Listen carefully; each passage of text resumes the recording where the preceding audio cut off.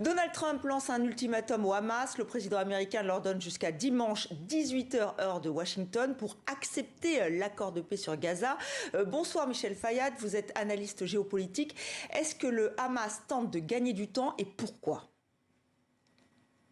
Oui, le Hamas essaie forcément de gagner du temps parce que il essaie de monnayer auprès des pays du Golfe sa sortie. On sait que le Hamas est friand d'argent parce que, comme tous les groupes islamistes, c'est un groupe terroriste. Ce sont des groupes qui sont également mercenaires, qui sont payés autrefois par l'Arabie Saoudite et l'Iran, aujourd'hui par l'Iran et le Qatar. Et donc, le Hamas essaye vraiment d'obtenir la plus grande somme possible pour accepter cet accord. Et si jamais eh bien, la somme n'était pas acceptable, eh bien, il refuserait.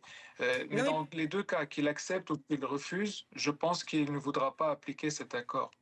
donc pour vous, c'est une histoire d'argent. Donald Trump avertit le Hamas que c'est sa dernière chance avant de connaître l'enfer. Je cite le président américain. Que faut-il comprendre ? Eh bien que Donald Trump pourrait décider d'aider carrément Israël en fournissant des armes, voire en participant. Il l'avait déjà sous-entendu à quelques reprises. Donc tout est envisageable, y compris une participation américaine à des bombardements. Et il leur avait promis l'enfer. Donc il faut bien... il va vouloir montrer vraiment ses forces par rapport au Hamas. Rappelez-vous quand les États-Unis avaient aidé Israël à taper l'Iran en frappant les sites nucléaires. Euh, c'est pas dit qu'il va y participer directement, mais il est clairement, c'est clair qu'il va vouloir donner un point important aux frappes israéliennes contre le Hamas si jamais le Hamas refuse de libérer les otages. Donc pour vous, cet accord de paix est déjà nul et non avenu ?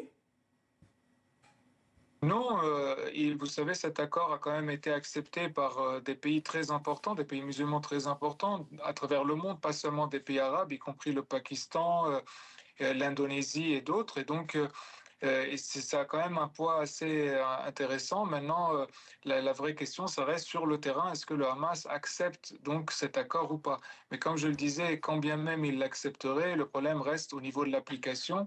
L'année dernière, le Hezbollah avait accepté l'accord de cessez-le-feu avec Israël, mais jusqu'à ce jour n'a toujours pas désarmé, alors que le plan consistait notamment au désarmement du Hezbollah. Donc toutes ces organisations islamistes terroristes refusent de désarmer, et c'est bien là le problème. Merci Michel Fayad pour ces C'est à vous. explications. Merci à vous.